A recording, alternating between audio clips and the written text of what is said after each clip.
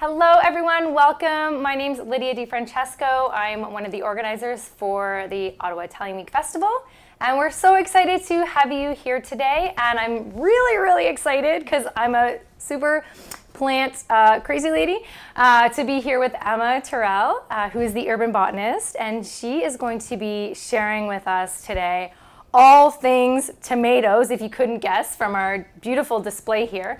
We are going to touch on a few other plant-related things. A few things to know, we will be taking questions. I'm monitoring here some questions throughout the conversation. So if you have anything you want to know about, ask it in the chat, and I'll make sure to ask Emma so we can cover that. But basically, now I'm going to turn it over to you, Emma. Thank you so much for being here. Thank you so much for having me. We're going to jump right in. For starters, happy Wednesday, everybody, tuning in. Thank you so much for tuning in. Leave us a comment if you're tuning in on Facebook, YouTube. Let us know where you're tuning in from, maybe what your grow zone is. If you're here in Ottawa, we're grow zone 5A, 5B. So kind of depending on your grow zone is really going to be based on, when you're going to be harvesting a lot of your garden crops, right? So I always love to hear where people are tuning in from. So let us know in the comments where you're tuning in from and what your grow zone is. And you know what the grow zone. So if they say a grow zone, you're pretty good. Ish. Yeah. Okay. Ish. Yeah. So maybe say your city. Thunder Bay. And if you know the grow zone. Is grow zone 3. I know that. California, grow zone 10. Who knows? Yeah. Maybe we've got some people tuning in from there. We're happy to have you. Thank you for joining us tonight and spending this, what will be an awesome hour, learning all about tomato plants, herbs, and general gardening tips. So, Lydia, have you grown tomatoes before? Kind of. A little bit? I think the last time we did gardening, my husband did most of it. Okay. And then I'm taking over a little bit now. So this is perfect timing because I literally just planted mine on Sunday. Well, I'm so excited to have you here because I'm usually the only crazy plant lady in my space. So it's really nice to share the space with someone who's passionate about plants like me. I know. And I've really been getting a lot more into outdoor gardening. So I kind of want to preface this by saying I am not an expert, okay? I'm self-taught. I truly am. We're all urban botanists in our own ways. We're all doing our own experiments of trying this fertilizer, that technique, all your different things. So of course, we always love to hear from you guys what your growing techniques are. And maybe you learn something new during this session, which we absolutely hope that you do. I always learn every time I deliver a session for my stuff too. It's the best. Yeah. It's why we're all here. You should always be learning something new. I love it. I certainly did preparing for this session. We've got some comments. Let's see. We've got some comments rolling in. Sudbury and Ottawa. Sudbury and Ottawa. Sudbury would probably be a different grow zone, I'm guessing. Yeah, more southern. Well, welcome. We're happy to have you here. We're going to be talking about specifically tomatoes, okay? Because I think that, well, for starters, tomatoes are, not surprisingly, the #1 grown vegetable in households. It's the most popular thing to grow, and I think mostly because it truly is such an easy plant to grow. But what a lot of people don't realize is there's 2 different types of tomato plants. There are determinate tomato plants, which is going to be like this guy here, a little cherry tomato. Okay. And then there's indeterminate tomato plants, which is this guy here. This is a shy girl. And actually, this is an heirloom tomato. And all heirloom tomatoes are indeterminate. I'm going to tell you guys what that means. Now, because I see here, it does not tell me on this little tag specifically what it is. Indeterminate or determinate. No. Okay, so how would one know? Great question. Great question. So to kind of describe what that means, and it will really help you with growing your tomatoes going forward, understanding what these 2 types of plants are. So really the main difference is one has genetically a determined sense of how big it can get and also how long its grow season is. So these are actually a great plant, a great type of tomato plant to grow for small spaces, for your container growers out there. And this is the determinant. This is the determinant. Right. So it is determined to only grow to a certain size. Okay. Easy to tell because the flowers are right at the top. Okay. You will always have a flower or a bud right at the apex or the very top of a plant. Where indeterminate plants, indeterminate tomatoes, which is all heirlooms. So if you're growing heirloom tomatoes at home, that is an indeterminate type of tomato plant. And really, the biggest difference between these 2 is how big they grow. Right? Because they're crazy, out of control. I have to tell you, my husband built cages because we live downtown and we have so many squirrels. So we have a whole cage set up. And he built the cages 8 feet tall because of this, like I said, I just planted them. But because of the fact that we probably are going to have some like this that are just going to grow, and I've seen them in gardens too when people don't stake them, which I know we're going to talk about. Yes. They just grow like crazy as like almost vines. They grow like vines. Yeah. That's exactly it. And thank you for bringing that up, because that's really how an indeterminate tomato plant grows. They're designed to just spread their seeds. So they truly will grow like a vine. They really want to, anytime a tomato plant meets soil, it will actually send roots out. So that's why it's really important to, from a very early stage, get your tomato plant staked, okay? When you're using a stake, you can use anything. A traditional tomato stake, you can use a broken hockey stick, whatever works if you're in Canada. Our Sudbury friend, Mackenzie, she probably has a broken hockey stick. She's probably got a broken hockey stick. We've all maybe got one in our garage. Yeah. Just try to reuse something, right? Like, because so many things, you know, this is, I don't even know where this came from, but it's perfect for a small little tomato plant like this. But you really do want to stake your tomatoes early on, okay? And what we're trying to do is keep as much of the plant off of the ground as possible for obvious reasons, right? Pathogens live in our soil that can really bring fungal diseases to our tomato plants. So getting them staked early on is super. And some things that I really like to use, for starters, when you are staking your tomato plant, you want to make sure that you're staking that support system as close to the main leader stem as possible, okay? So you see how close that is? Yeah. See how close? Now, would you now see if this was me? I see this one kind of bending here. I would probably put my little tie here. For sure. Right? I don't need to do it at the bottom. For sure. And when it comes to ties, which I'll just talk about briefly, I kind of have a few different twist ties. These are from, you know, some muffins or bread that I had. I literally try to reuse those as much as I can. Yeah. But these are just from the dollar store, Schmidt. Why I love these rubber coated flexible ties. Is it these ones? These are them. Yep. Oh, okay. It looks They're thicker a little here. bit thicker. These ones are a little thicker. Yeah. I've got a thin one and a thick one, but what's it great, feels so good in your hands too. I know, and they're easy on your plant. They're not going to dig into your plant or cause any sort of like. This is great. I'll have to. Cuts. I used wire. And these are from last year. You can reuse them every year, so that's kind of fabulous. So I really love using something like this, and they're easy to kind of pull off, maneuver. Then you can reuse them, right? So when you're tying off your plant, you're absolutely right in that you want to really kind of pull that main leader stem towards your stake as much as possible. So you can go ahead and tie that guy on. Okay. You really want to try to avoid nodes or anywhere where a potential leaf. Right. So here I'm doing it That's underneath perfect. this one because I don't want to cut things off above. Yeah, and that's perfect. And you can always go in and readjust. I always say, like, plant care is self-care. It's a great way to constantly check in on your plants, check in on yourself, see if you need to adjust something, see if it's time to go in and prune. I started talking to my plants. Just now? Just recently?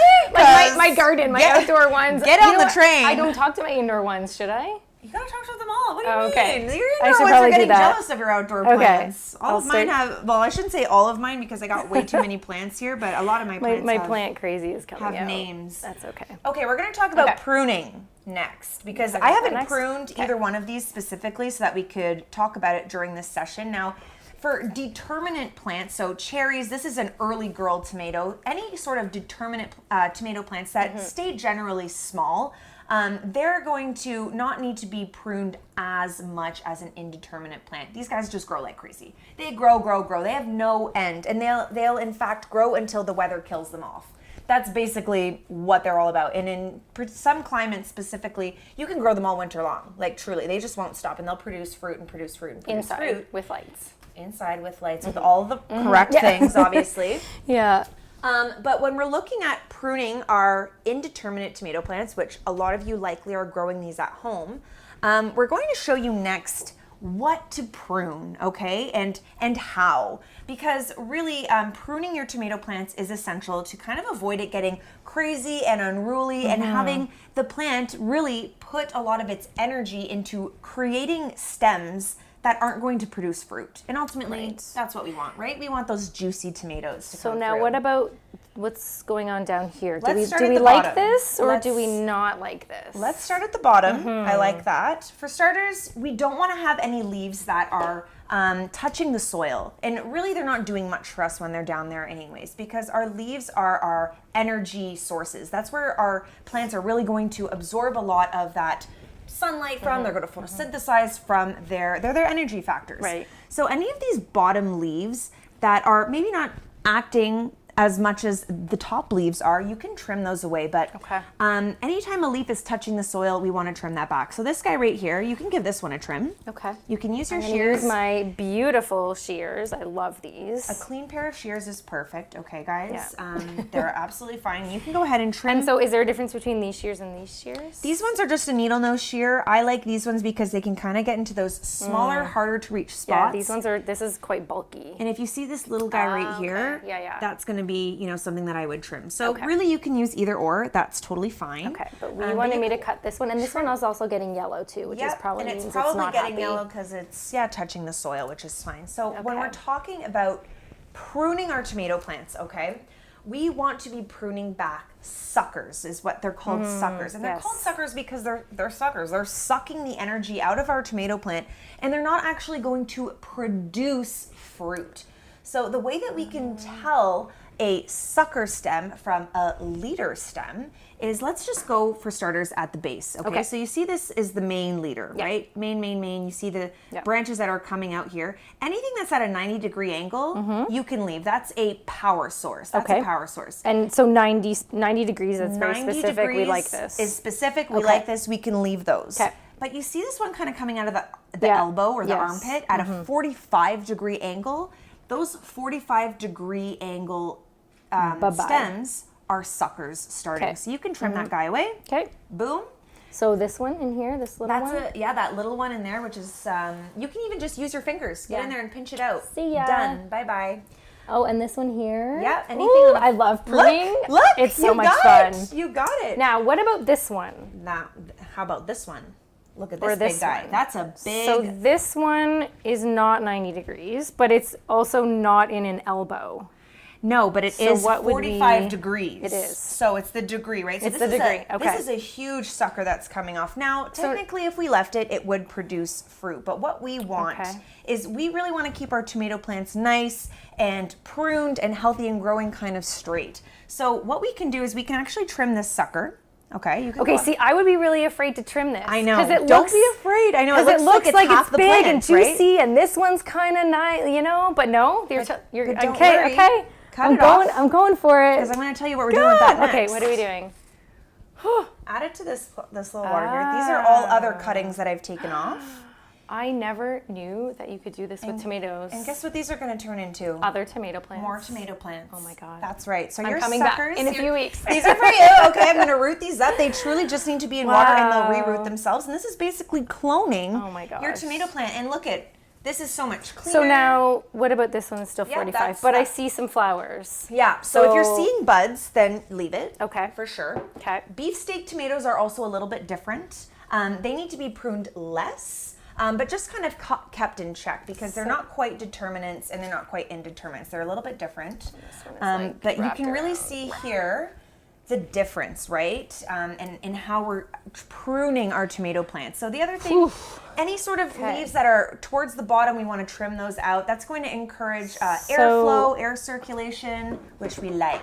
We like. I'm back to now this one to me looks close to 90. Yep, that one's perfect. This one looks 45. What do we think? You know what? You can leave You're not it. sure. You can leave it because for I feel now. like then it's gonna be so bare. Yeah, we're gonna leave it for now. And I this like one's it. 45 as well. Like these upper ones. Now they wouldn't.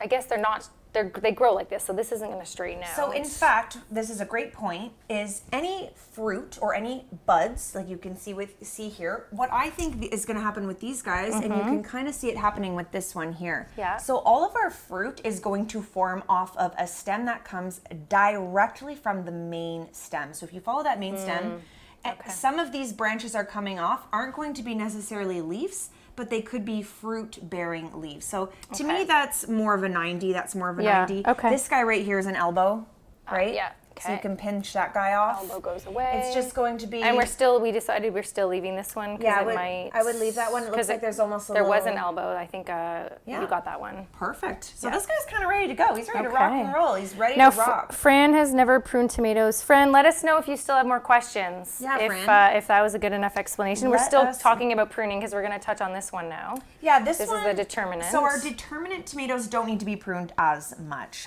Truly, because they only grow so big, all of their energy, and they're genetically made to only grow so big. It's for smaller spaces, container growers, like I said. But you can already see fruit starting to form here.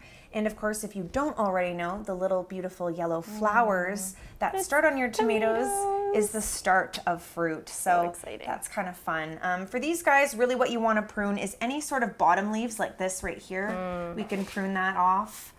Because it's yellow and it's yellow. It hasn't done any. Like I can see now, for example, like obviously we have lots of fruit or the flowers that are going to turn into fruit, right? So if these ones don't have flowers yet, they're not going to, right? No, exactly. So then they can go because they're just taking up energy. That's right. Yeah, That's okay. right. But you see this one right here, for example, is This one looks like it has a potential. this is a power source. So this is one of those leaves that's going to be its main purpose is absorbing and creating energy for the top parts of the plant to produce that delicious fruit, okay? Fran says, I'm a never-ending font of questions. If you need more, I've got them. Awesome, Fran. Thank you. I'm sure, well, we'll see. 100%. Let them start to trickle in. Yeah, We love have the questions, roll but- of questions in. Absolutely. But we're going to don't talk hesitate. about more things, I promise you. Oh, okay. Filippo says, can you mention anything about starting a tomato plant from seed? When in the year, indoor/outdoor, bringing it outdoors from inside, etc. Which I know For you sure. are definitely going to talk about. Yeah, so. absolutely. Thank you for bringing that up, Yeah. Philippe. So what we're going to talk about is, for starters, thank you, Lee Valley Tools, for the seeds. You should have your Lee Valley seeds at home in your kit that you received. But when you're starting your seeds, you want to start those in April approximately. You want to get them germinated. Is it too late now? To start from seed? Pretty much. You could try. Hey, why not? I mean, maybe those people in like Yeah, Niagara region, maybe if they're, Even does that still, matter or no? It's too late. No, I The mean, ship your has growing sailed. season is longer. Okay. So you probably have indeterminate seeds. You most likely received those types of seeds from Lee Valley, meaning that really they're only going to die when the winter kills them. So you absolutely can start them. I just like to start them in April. Okay. It's still, mid-June. Go for I'm it. just Why thinking, not? yeah, I'm just thinking more for the people like me. I was behind the ball. I had other stuff going on. For sure. So I went and bought plants. It's smaller, good to have smaller a than these couple. ones, but I bought some plants. So And again, it's like the perfect summer to kind of like just try something Try. new. Just Yeah. try them from seed. I've got a couple that I started from seed too, and I really like to see the difference between my yields, right? So, I mean, give it a try, absolutely. And when you're starting from seed, germinate, get them into, a seedling grower pod right away. And then when the question was, how do you start to basically get them outside? And what you want to do is hardening. It's called hardening, as you slowly start to harden off the stems, or basically like shock them into the outdoor world. Okay. So what I do is, a couple hours a day, I'll put them outside, let them kind of grow a more robust trunk from the wind. They like get more used to it. So would you do it, I guess, in like the middle of the day when it's the warmest? Yep. Or I wouldn't put them out at night, only because, again, you're trying to just get them used to one new factor at a time. But slowly, leave them out for 4 hours a day, the next day 6 hours, maybe the next week 8 hours, and then slowly they will sort of adjust to their outdoor climate. And this is what I've heard is generally after the May 2-4 long weekend Yes. is the safest in terms of like the frost, I guess, and that sort For of sure, thing. that's when you will be able to start planting Oh, outside. okay. So you could start the hardening process like a few weeks before, so For kind of sure. mid-May. Exactly. Okay. Yeah, exactly. There's no wrong time to start hardening off. If you're starting your seeds now, you will have to harden them eventually, and a lot of plants end up not being successful if they don't go through that hardening phase. It really, really can be a deal breaker for some of your plants. Yeah. All right, Fran's got more questions. Fran, this is so great. I love it. Good companions for tomatoes. How small a pot is too small? And maybe vermicomposting. We can touch on maybe a little bit later. Yeah, vermicomposting is basically worm composting. So using worm compost, or basically using worm castings or worm poo, which sounds gross, but it is literally amazing. It is like crack for your plants. If you're getting into vermicomposting, only provide your worms with a vegetarian diet. So if you're getting into that, Fran, at home, they only should be consuming vegetable compost, okay? Gallon size or pot size, at least a 5-gallon pot. These guys are in 1 gallons, and they're getting to the point where now I'll either plant them in my raised garden bed, or for those of you who are container gardening, that's fine too. I know for sure Fran is container gardening. Yeah, and so you want to stick to about a 5-gallon. This is a 10-inch pot. Oh, okay. Which is about 5-gallon, I would say. Okay. That's still yeah, but it's small. Like I'm thinking, like on a balcony, this would be lovely. Totally. It's not too big. Totally. Yeah. The thing about tomatoes is their root system is huge. It is massive. So the bigger the pot, the better. Truly, don't be afraid to go big. Like literally, don't be afraid. So this is okay, but bigger would yield more tomatoes possibly? This is just what I happen to have. Yeah. I have raised garden beds, and what I love about container gardening, raised garden beds, is you really have control over not only where they can grow, but what is going into your soil. And so I think we should talk about that next. Really creating a healthy substrate for your plant to grow in. I use worm castings. I use organic fertilizer. I really love this brand of fertilizer, Gaia Green Organics. It's a Canadian company. It's all organic properties, so it's fabulous. And this is the all-purpose. Oh, all-purpose like dirt, soil? Fertilizer. Oh, fertilizer. Okay. Yep, fertilizer. Do we need to use fertilizer? I do. Not everybody does. Okay. You can use, organic compost. If you're making your own compost at home, that's perfectly fine. Okay. And in fact, I'm going to tell you guys about a little DIY fertilizer that you can make. We'll talk about that next. But I do love using a fertilizer. And in fact, one thing that I've gotten really a lot more into is using rock phosphate, if you can pick it up. This stuff is unbelievable. It makes all of your vegetables not only taste better, but grow better, and it really goes towards producing a healthy root system. So this stuff is kind of like granular. Okay, it looks like rocks. Do we put it on the top? Do you mix it in? With fertilizer, I mix it into the soil. So I'm just going to show you guys how I do it. So maybe we can start with what is your soil base? Soil base should always be potting soil and organic compost mix. That's what I use. Okay. And with my tomatoes, I always mulch the top as well. This is essential. Mulch can be straw, it can be black mulch, it can be whatever your mulch is. And the reason, whatever mulch you're into, the reason for why mulching is so important is it really holds in moisture. You guys probably know that. It holds in moisture. Yeah. And it also helps to prevent some of those pathogens that exist in our soil from getting splashed up onto our tomato plant's leaves. And tomato plant leaves are actually really weak and delicate and are susceptible to potential pathogens. So when you're watering your tomato plants, you really want to go right to the base, and you want to water deeply. Deep. Okay, so it's not even about like every single day. It's the shower that I gave my tomato plants is not good? You don't want to get the leaves wet. You want to try to avoid that. Okay. It's not the end of the world. So good thing they're not dying, okay? They're going to be okay. I only just did it on Sunday. That was the only time. So what you're telling me is I want to get my hose and put it low. Right to the base. Low. What about with my other plants?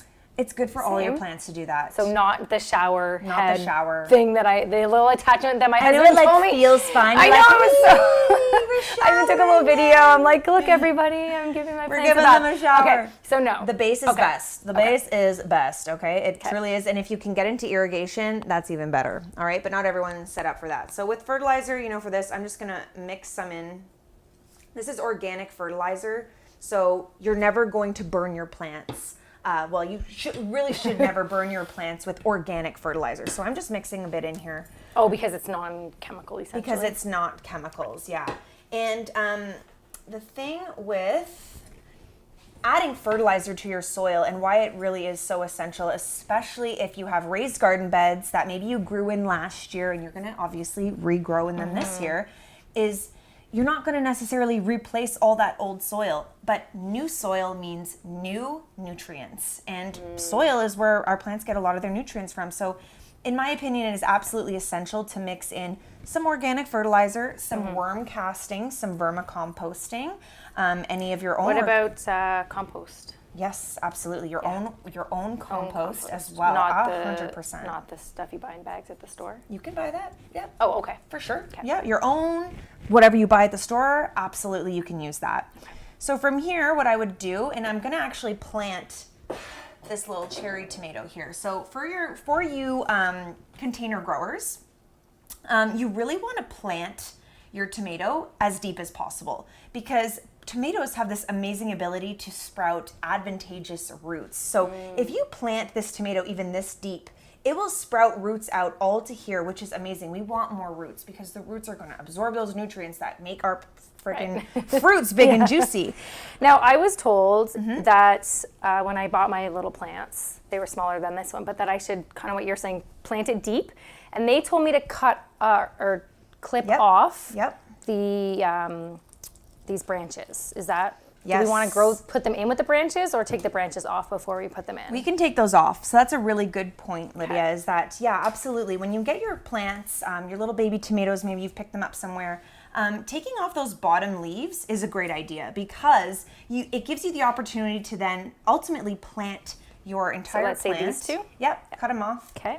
A whole lot deeper, which is so fabulous. Would we need to keep these, or are these too small? Those aren't going to root, unfortunately. Okay. But yeah, so from here, what I'm going to do is I'm going to make a big mess. I'm going to make a big mess, dirt, 100%. But maybe if you want to dig a hole there, and I'll show you guys how I use the rock phosphate. Phosphate is really essential for plant growth.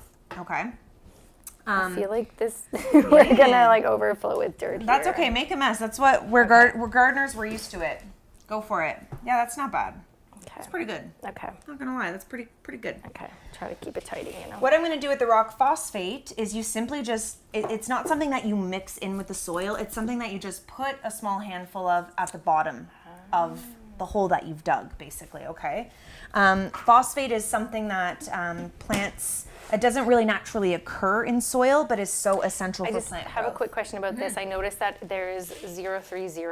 Is rock phosphate always this number, or should we look for this number? You should look for this number. I believe rock phosphate is always this. So, and in fact, you should always try to use a tomato fertilizer that has a high middle number. Okay. So a high middle number is always great for tomatoes and for finding a fertilizer for them. So what we're going to do next is we're going to plant this guy up. Look at those roots. Woo! Yes. Look at those beautiful roots. roots. Oh my gosh. So what I'm doing now is I'm kind of what's called massaging the root ball. So I'm kind of just loosening up those root-bound roots, and this is going to basically help this plant grow into its new home with ease and discover its new space. I should have waited to plant my things Shove it in before. there. That's okay. I mean, I guess it'll be okay, but these are good tips now that I can use for next year. 100%. This is great. And tomatoes grow like weeds, so I'll probably need a little bit more soil to put on top, but you always kind of want to leave a little bit of a lip too when you are doing container gardening, so that when you're watering your tomato plant or whatever it is that you're planting, by having a little bit of a lip there, it means that your water's not going to flow over the edge. So try to keep a nice little lip. But this guy's going to be happy in there. We'll give it a good deep watering too, without getting it on the leaves. Yes, that's right. Remember that point. Like I have a few questions here. Fran ran out of potting soil, so used a mix of worm casting, store-bought, and perlite. Will the plants be okay? You definitely need, like, worm castings and perlite alone probably won't be enough. You do need potting soil. Worm castings, amazing. Perlite, also great, Fran, but you do want to definitely make sure that you have potting soil. So maybe just, head out, grab some. Mix it in after. That's okay. Hold on. This guy's looking awesome. Lots of questions coming in. I missed some. Okay. How does using potting soil like Miracle Grow change the fertilizing process? It's supposed to have some plant food pre-mixed. Okay. Whenever you're reading a soil bag that says it has fertilizer or plant food mixed in with the soil, that's fine and all. And this is why I say I only use organic fertilizer on anything that I'm consuming. Anything that you're going to consume, eat, drink, smoke, whatever it is, use organic. And it will say organic on it. Yes. Okay. Yes. And the reason for that is not only because it's going into your body, but you really are going to have an almost impossible time damaging the plant with that organic fertilizer. So if you're buying a soil, a Pro Mix or a Miracle Grow or whatever your soil is that you're buying, and it says it has plant food mixed into it, that's great. Add some more. I say why not? Go for it. You can't have enough. Okay. What else do we have here? I've got, this is a totally off topic. I've got small raspberries in a pot. Can they survive the winter on the balcony? Probably not. Not if you Okay. live in Ottawa. Okay. We have a question about companions for tomatoes. Okay. Anything you recommend Tomatoes planting like with being planted tomatoes? with carrots. Carrots are good to plant with tomatoes. I've planted my Brussels sprouts with tomatoes. The thing about tomatoes, and something that we're going to talk about as well, is you want to keep an eye out for pests. Okay. Right? And some things that you can plant alongside tomatoes as well. Thyme is really great. It helps to ward off a lot of those bad pests that are going to be coming in and devouring your tomatoes. But one of the big ones are those tomato hornworms. Have you seen one of those? I don't think so. They're caterpillars. They're these Oh. big, juicy, green caterpillars. They literally have a horn on their back. Like, they're crazy. You guys need to Google this. Do they Look live this- downtown? Oh, they're coming for your tomatoes. Okay, Oh, no. look out! No, Oh, they no. coming for you. They're in suburbia. They're in downtown. No. They're wherever your tomatoes are. Okay. Is tomato hornworms, and they're really hard to see. But a great indicator that you, or a bad indicator that you have tomato hornworms, is you'll see black droppings, like their poo. You can literally see, like they're kind of nasty. So we keep an eye out And for you'll be this. seeing, like, your leaves are starting to be eaten. But one thing that you can do, and I was supposed to save this to the end, and I totally forgot Oh, to it's mention okay. this. But this is a We're really halfway through. We're good. this is a really fun fact, okay, guys? It's something that you at home most likely have in your medicine cabinet, okay? This is my hack. This is my tomato hack for preventing pests. There's so many different ways that you can do it, right? But this is something that you most likely have in your medical cabinet at home. Any guesses? Oh my gosh. Something that you have already.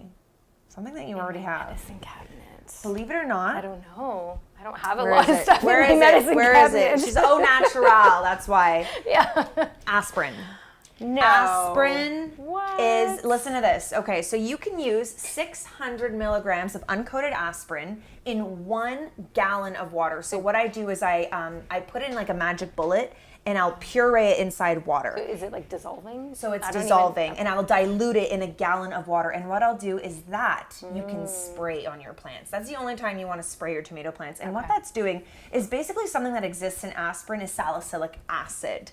And it's very similar to the hormone that tomato plants will produce when they're under attack. Okay, so if they're under attack by pests or something. That's insane. So by kind of faking it and making them think that they're under attack, by spraying this, diluted aspirin on, it's going to kick this tomato's plant's immune system into overdrive. So it's going to be like, oh crap, we're under attack, and kick its immune system into overdrive, okay? Wow. So that's kind of something really cool at home that you can try. Truly, give it a go. 600 milligrams of aspirin diluted into 1 gallon. Okay, and it can help keep a lot of those pests at bay before they even come, and disease as well. It helps And prevent I mean, disease. I think it goes without saying this is safe because aspirin is supposed to be safe for humans. So It is. we're It's putting it on the non-toxic. plants, and it's mega diluted anyway. Exactly. So it's good. Super Wow. diluted. You don't have to worry about it. How often would you do it? That's a good question. I myself did it once a week, and I found I didn't have any pests or disease on my tomatoes. So, once a week I'd say is safe, and that We 1 don't want gallon. to do it like every day though. I don't think you need to do it every day. Okay. No, that's a great question. Yeah. Awesome. I think that's all. I've caught up with all the questions. Perfect. So Perfect. keep them coming, guys, if you have more questions. But I know we have lots more to talk Yeah, about. absolutely. Let's go back to fertilizers. Okay. And this awesome DIY fertilizer that you can make at home, easy, organic, all natural. You can use this on your tomato plants, your cucumbers, your irises, your flowers, your herbs, anything, is my banana water. Who at home has made banana water? Leave us a comment. Let me know if you have made banana water. Okay, no, the right question is who at home has bananas that have gone bad before you could eat them? Right, exactly. I mean, truly, you can use any banana peel. Like, I'm like one of those weird people that likes green bananas. Like, I'm that person. Okay. I love green bananas, like fresh. So it doesn't matter if they've got brown on them. It doesn't matter. A banana peel is a banana peel. I mean, the more ripe, truly, the better, because the hormones change inside. But what I do, it's a great way to kind of give your banana peel a second life, is I will soak it in water. This is just, a mason jar for 24 to 48 hours. boom, you've got this delicious banana water. Don't drink it though. I actually don't know how delicious this is. It kind of sounds nasty. But what's great about this is it's a natural fertilizer. Again, all organic. You can't use too much of it. And it's rich in potassium. Essential for our plants. Essential. But this stuff, basically the nutrients are leached out of the banana peel into the water, and 24 to 48 hours, you let it kind of just soak and ferment almost. And then I use this on everything. And again, how often? Every day if you want. Okay. Every day if you you can't overdo this. You can't overdo it. Okay. That's right. You can't overdo it.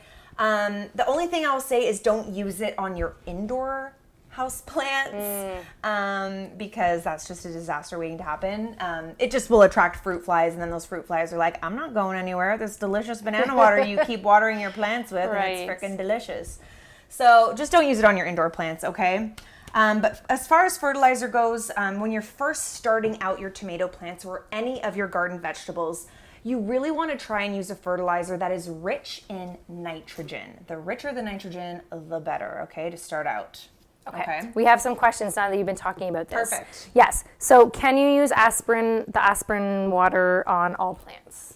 Or is it best It's just specific for tomatoes. Okay. Specific for tomatoes. I don't know about it for other plants. I just know that the hormone that these plants specifically release has a similar property to aspirin, and that's that salicylic acid. I'll have to do a little bit more research and see if you can use it for other plants, but it's specific for tomatoes. Okay. Yeah. We're going to get back to you on that. Emma's going to give me the information, and then I'll make sure that we post it. Aphids. Maria has aphids. Any plants that help make my balcony less attractive? To aphids. So for starters, if you can, and if this doesn't freak you out, try beneficial insects. I am like a huge advocate. So is it the ladybug thing? The ladybug Because I thing. know Maria, she's a friend of mine, and she tried to buy ladybugs, and they are sold out. They're hard to find. Yeah. So is there another You can still option? find them. I just found some recently last week from Natural Insect Control, NIC. They have ladybugs. In fact, I've found them at Home Depot has had them. But if you're not able to attract if you're not able to buy ladybugs, one thing that I try to actually manage when I can't get ladybugs is I'll try to manage ants, because ants kind of have this symbiotic relationship with aphids. So if you can manage your ant problem, you can usually manage your aphid problem. Another thing that I like to use is diatomaceous earth. Have you guys heard of diatomaceous earth? We're just adjusting our lighting for you guys because we want to make it perfect. Diatomaceous earth is basically this white powdery stuff, okay? You can buy it at any garden center. It's made of diatoms, so it's almost like this chalky white. It's non-toxic to pets. It's organic. It's like this white powder. You can sprinkle it on top of your plants. You can mix it into your soil even. And what it does is, I use it on all my indoor plants. If you have noticed, there ain't no fungus gnats. They're gorgeous. Fluttering around here. I went through a thrip issue.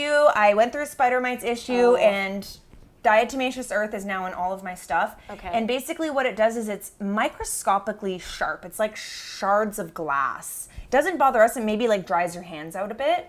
But what it does is it cuts the cuticle of an insect. So if you're seeing aphids, you can sprinkle diatomaceous earth. It's not going to affect your plants, but it cuts the cuticle of an insect's exoskeleton and essentially causes it to dehydrate and die, if you really want me to go down that alley. We kind of got that. Yeah, you get the point. It kills we don't them. want the aphids. Okay, it kills them. So that's something you can try. Diatomaceous earth. It's great for all pests, actually. Okay. Yeah. Let's talk about pollinators or pollinating. So, Fran's wondering about zucchini, how to hand pollinate. Do I need to? And what about tomatoes when bees are rare visitors? So I know Fran lives downtown, very high up in an apartment building. So she's probably not getting a lot of bees. Okay. Now with the determinate plant? Yes. Do they grow without the bees' help? So Or do there's we need a the lot bees? There pollinators than bees, as I'm sure we know. Oh my gosh, almost all insects pollinate. Truly, even animals pollinate. Birds pollinate. There are so many pollinators far beyond bees. Flies pollinate. There are so many different flies that even look like bees.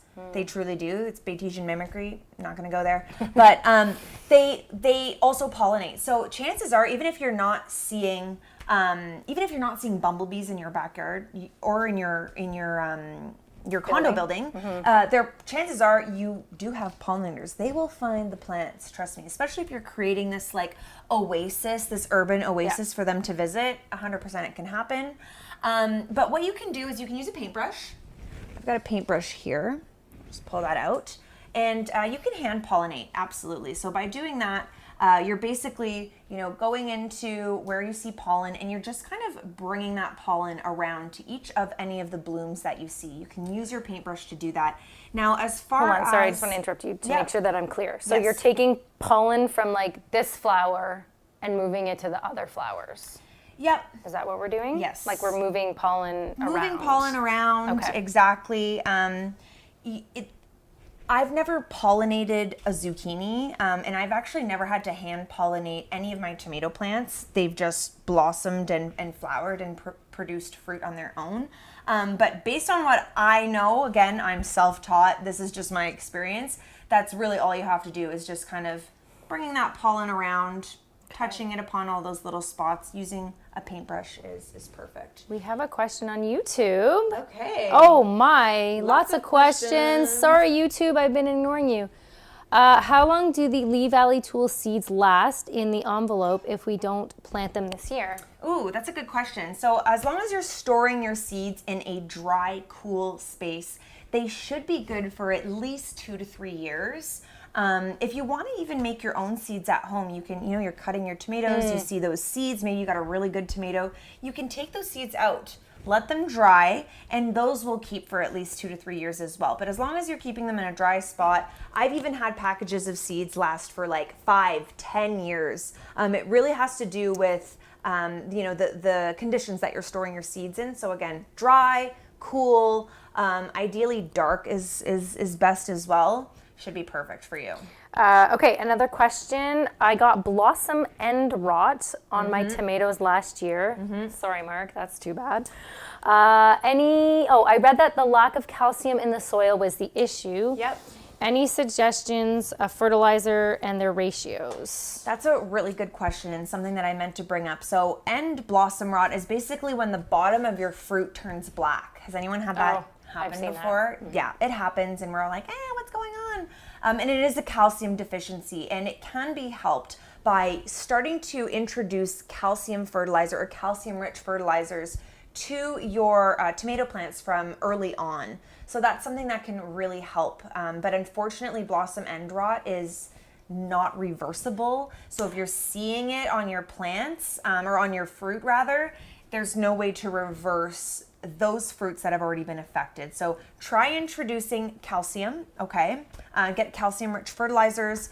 Try tomato-specific fertilizing food that can help kind of avoid that. Some other issues that you might be experiencing is like mildew or rust. Those issues are reversible, and it's essentially from just not getting the leaves on your tomatoes wet. So there's so many reasons to not get the leaves on your tomatoes wet, and that is one of them for sure. So try that one out. Another fertilizer related question from Filippo, wondering about the numbers, what they represent. You mentioned wanting a high middle number. Was that is the middle number potassium or nitrogen? N is the first number, potassium is the middle number, and K is the last one for I'm blanking. Calcium? No. Nitrogen, potassium. Okay, somebody tell me in the comments. I'm blanking right now. I don't know, or I would help NPK, you. I'm so those are your sorry. NPK numbers, but your middle number is going to be potassium, okay? Which is why we go back to the banana water. Which is why we go back to the banana And there was water. a question about spraying banana water on the leaves or doing it into the water with a watering can. Watering can to the base. You really always, banana water or not, want to avoid getting water on the leaves unless you're using that aspirin spray that we talked about. That you can get on there because that's kind of going to, again, kick your tomato plant into overdrive for boosting its immune system. But try and get that banana water really close to the base of your plant. Okay, that's going to be best. Okay, good questions. I read it's too late to add calcium when it's already started. But it sounds like maybe for the ones that already have the bottom, but for new fruit. Yeah, you can definitely add better. it from there. At least that's what I've experienced, and that's what I've done, and it's worked. So if you're experiencing that, try adding calcium and see if new fruit that's being produced, it corrects that issue. Another issue that you may be experiencing or have experiencing is like tears in your fruit. Have you guys ever had kind of just like a tear in your fruit, and you're like, why is that happening? And that's inconsistent watering. So the skin on tomato fruit is really susceptible to... Oh, yeah. I've seen the tears all the time. The tears, yeah. exactly. Yeah. And how that happens kind of similar to if you have a growth spurt and your skin kind of gets stretch marks. It's the skin kind of suddenly going from being dehydrated to hydrated if you're not consistently and deeply watering your tomato plants. So that's a sign of underwatering. So keeping consistent water flow with your tomato plants will help to reduce the opportunity for that to happen. Do we want to water them every day?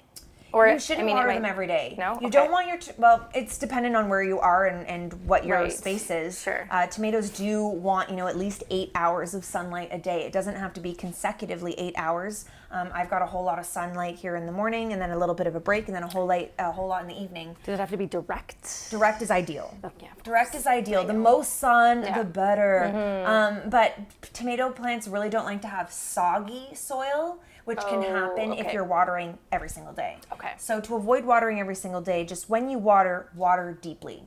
Okay, you really want to water deeply. Again, we talked about those roots. They go deep. They're a huge, huge system. So water deeply when you can, and just try not to let your soil be soggy. And soggy, if you think about like brownie butter, or brownie batter, rather. When you're making brownies and it's like really, really soggy, you don't want that. Makes me question then, would we want a pot that has drainage? Absolutely. Okay, so Great this question. one doesn't seem like it has. This one doesn't have drainage? Or Oh, no, is it didn't. I don't think No, so. it doesn't. And that's okay. Okay. It is okay, as long as you're cognizant of how much you're watering. Which then you would have to be more careful about the overwatering when it doesn't have the drainage. So what I do is I call it the 2-knuckle rule, where I'll stick my finger in the top of the soil up to 2 knuckles, and I'm feeling for moisture. If the top 2 inches of the soil feels dry, perfect. Now it's time to water. But if those top 2 inches of the soil feels really soggy, I'm gonna wait. You really want to kind of let those if you're container gardening, you kind of want to let those top 2 inches dry out a little bit, and that's a good indication that, okay, I can water now. If you don't have drainage holes. Okay. Drainage holes are important to have if you can, but if you're kind of limited with the pot that you have, you can make do. Yeah. Marie says the K is potassium. Thank you. And K the is potassium P might be and the P is phosphorus. Yeah. We were talking so much about potassium. I know, You had potassium I on your know, mind. I'm That's like, all good. What about crushed eggshells? you, Crushed Marie. eggshells for calcium, or is it do we need something a bit stronger? Definitely something a bit stronger. Crushed eggshells don't hurt. A lot of people use crushed eggshells. It's kind of like this kitchen hack. And it's a great way to, again, have a secondary use for your eggshells. It's probably not going to be enough. You definitely want to make sure that, especially if you're experiencing that bottom blossom rot, it's not going to be enough. So I just want to tell you that we have 10 minutes left. Did you have anything? We can definitely have more questions. Everyone is so engaged. We had a lot of people telling us about the NPK, which was great. Thank you. Mark and Filippo, I see your comments. Thank you so much. Best. Everyone's We're loving on the the banana spot. water idea. Was there other things that specifically you wanted to talk about? We have this soil activator thing here. So this is something I really like to use, especially if you've got raised garden beds at home. I know I mentioned you really want to introduce microbes to your nutrients. These are living microbes that you can put into your soil. It's something fabulous that you can just introduce to old soil. You want to refresh it. You want to bring in those microbes. You want to bring in fresh nutrients. So something like this is fabulous. You dilute it in water. Not sponsored or anything. I just really love it. Other things that you can use for deterring pests is neem oil.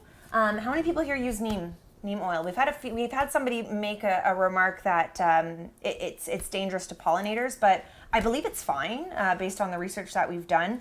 And one thing that you can do, in fact, I use this at least on all of my indoor plants, which there's not a lot of pollinators in your indoor plants, so it's definitely safer Hopefully in there. there's not pollinators. Well, in this house, maybe. You never know. Praying mantises maybe crawling around. We never know.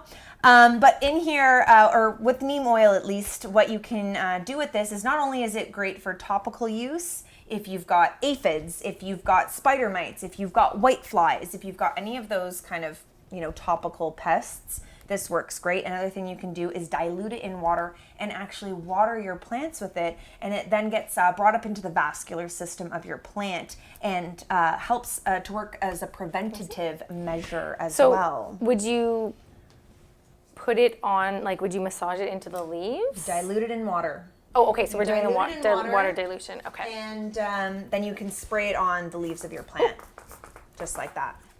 That's kind of how that Okay, works. so to recap, the only time we're spraying our leaves is if we have neem oil that's diluted, or if the you have an issue. aspirin, Yeah. or that's diluted. Yeah, if you have an issue, okay? Oh, only if you have an issue with the neem oil. if you're having if you have pests, you've got aphids on there, you need to manage the aphids. Okay, you can spray Would this work for other plants as well? everything. Okay. Yeah. I know specifically Maria has the aphids on a bunch of different Oh, it works plants. for everything. It works for it all. It works for I'm it here all. for you, Maria. Yes. This is great. Yes. All right, let's go back to Facebook. See. Okay, guys, we need any more questions. Another thing that you can use for managing pests is this Safer's End-All insecticidal soap. It's, again, a concentrate, so you dilute it into a spray bottle similar to this. This is something else that you can use on both of your indoor and outdoor plants. Okay. Another Safer's. Oh, okay. Safer's is great, and it's safe for your plant, so no worries there. Another thing that I don't really love using, but I will if I have got a really bad infestation, is Dr. Doom. Go green. Oh my gosh, is that what it's called? Dr. Doom. Oh my gosh. It's like so evil sounding. This is a pyrethene.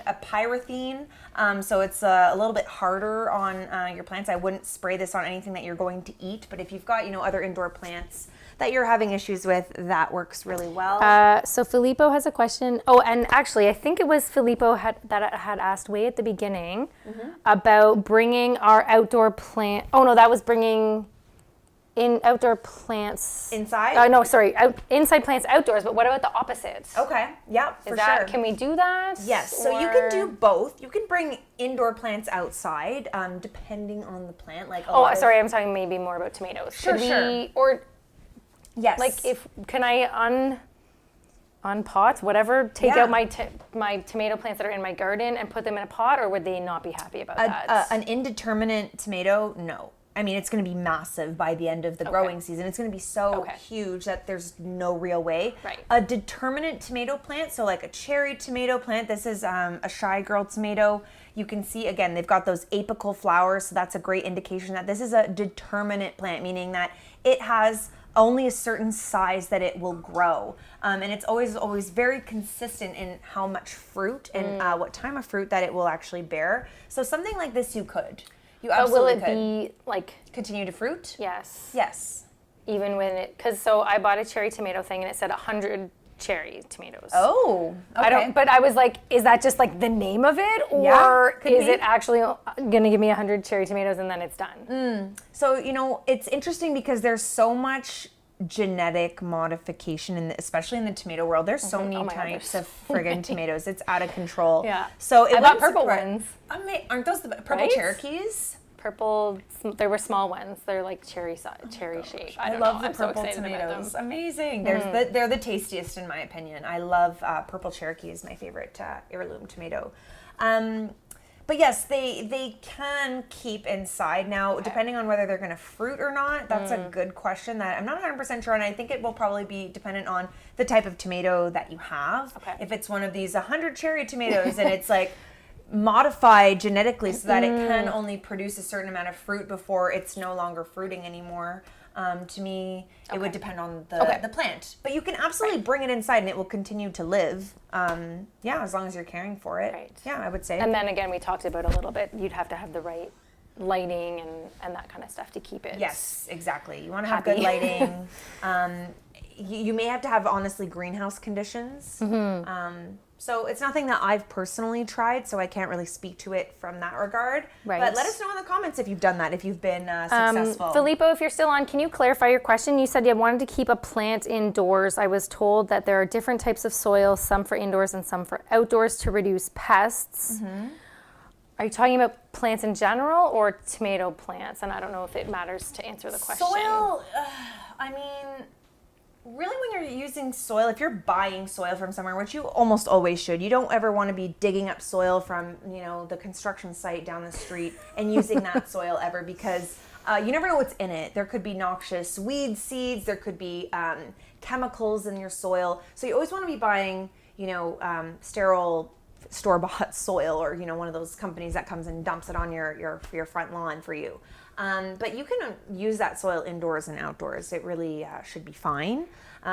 Typically, again, diatomaceous earth can be mixed in with your indoor plants. Your outdoor plants, you can, but you have to think that diatomaceous earth is going to kill all insects, so even potentially beneficial ones. So I try to use my diatomaceous earth inside, and if I'm using it outside, I'm sprinkling it on those problem areas.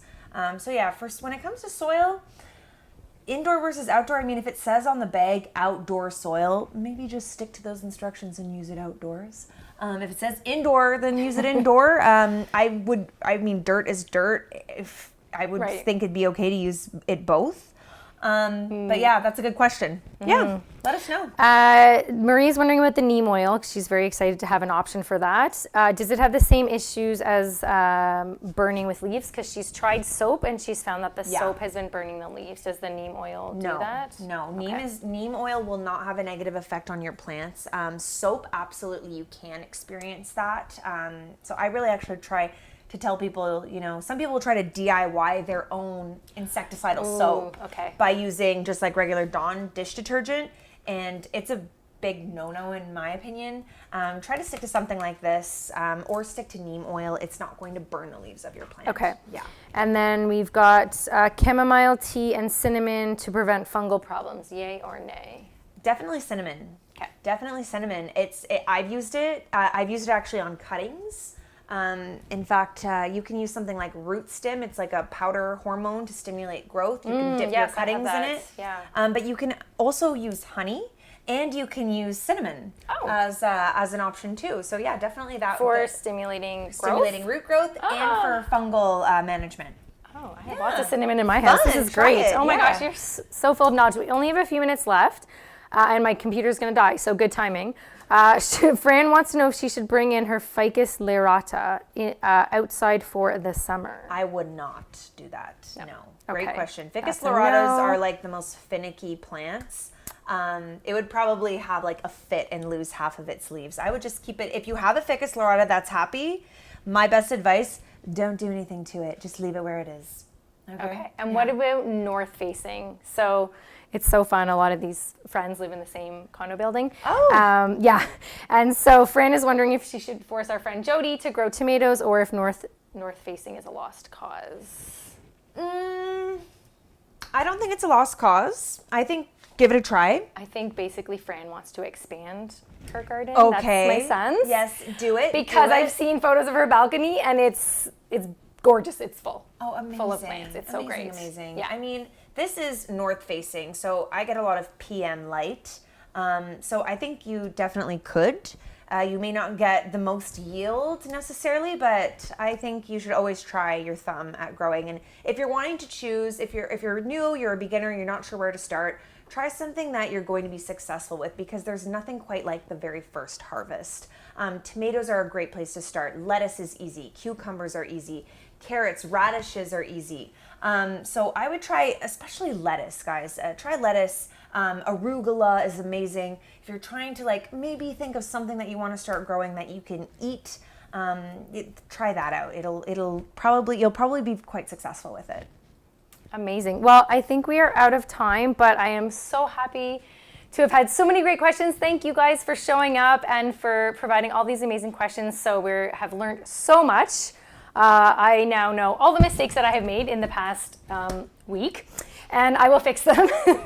It's all just a gradual. I'm learning, right? So it's exactly right. It's you learn from your mistakes and from the problems that you have, and only become better, right? That's the only way we become the best gardeners that we can. Now I know you do have the questions are they're pouring in, right? So where can people find you? How can we learn more? How can we keep getting all this knowledge from you. Yeah, absolutely. I do virtual live streams like this about twice a month with Lee Valley Tools. You can follow me on Instagram. I'm at the Urban Botanist. I'm also on YouTube at the Urban Botanist. You can subscribe to my channel there.